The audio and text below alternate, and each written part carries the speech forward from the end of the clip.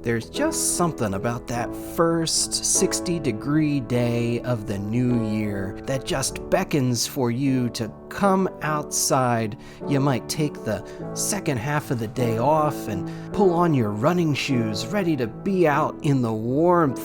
You drive to your favorite running spot with the windows down, just soaking in the springtime air. You get out of the car, you do your stretches, and you start down your favorite path. And as you're running, you discover that although the air is spring-like, the earth hasn't quite caught up. And rather than being quick of foot, you are spending most of your time dodging mud puddles. And the harder you try to run, the more you slip, and you end up not being able to run, but at the best, being able to walk and enjoy the new song of the birds. It's still beautiful, but sometimes transition can be messy. As much as we want to rush into the new life of spring, we cannot rush the changing of the seasons, no matter how hard we try. And oftentimes, the transition between seasons is not as linear as we might hope, and the result is a mucky and muddy mess. Mud and mess are indicative of this middle time of Lent. Right around week 4, we're starting to grow weary of our fasts and our disciplines. We may feel as if we've embraced the theme of darkness and wilderness enough already, and it's time for Easter. And it's when we try to take that confident and large step to make our way there faster that we plant our boot in the earth and the mud decides to keep it. And there we stand unevenly, forced to face the cold reality of a wet and muddy sock and ankle. God finds a way to call our attention back to the moment.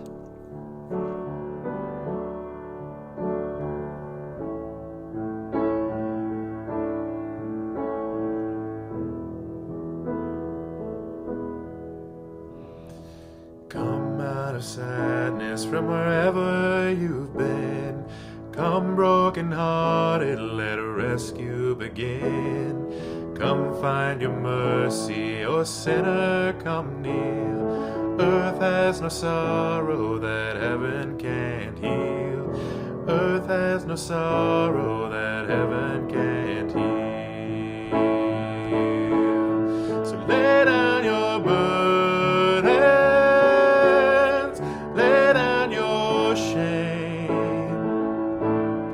All who are broken, lift up your face. Oh, wanderer, come home. You're not too far. So lay down your heart, lay down your heart. Come as you are.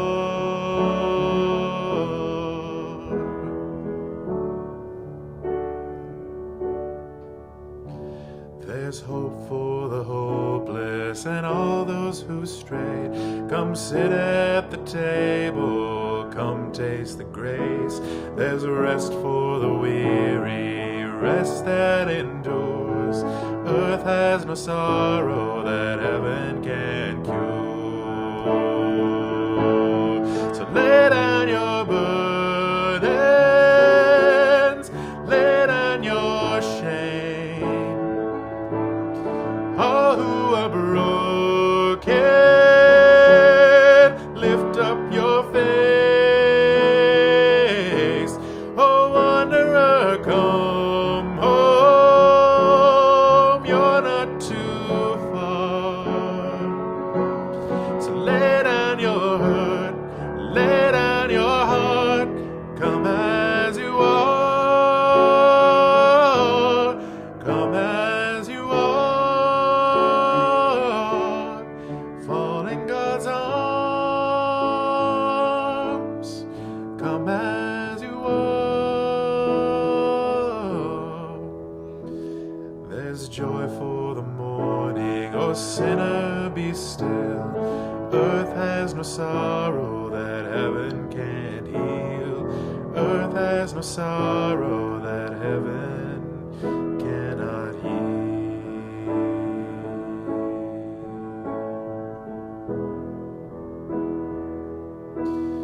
So come as you are, come as you are, come as you are.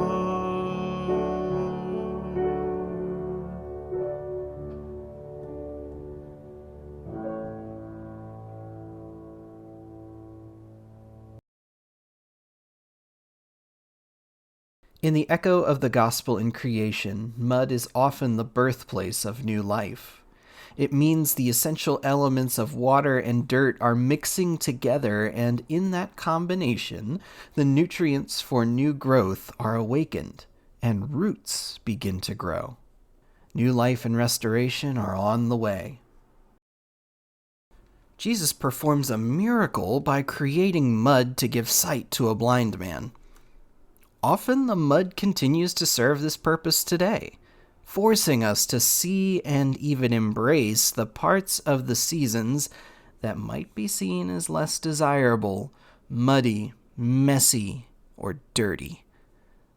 Those flyover weeks and months that we just want to get by in order to get to the desired season. But as we look and as we tune our eyes to the world as God sees it, there is real life still to be had, even in those months, in those weeks, in those days and moments. The nature of Jesus' healing shows us that true life is not so much about maintaining a clean facade or just the mountaintop experiences, but is about fully embracing the valley and even learning to thrive and find newness of life when things get messy. There is healing in the mud.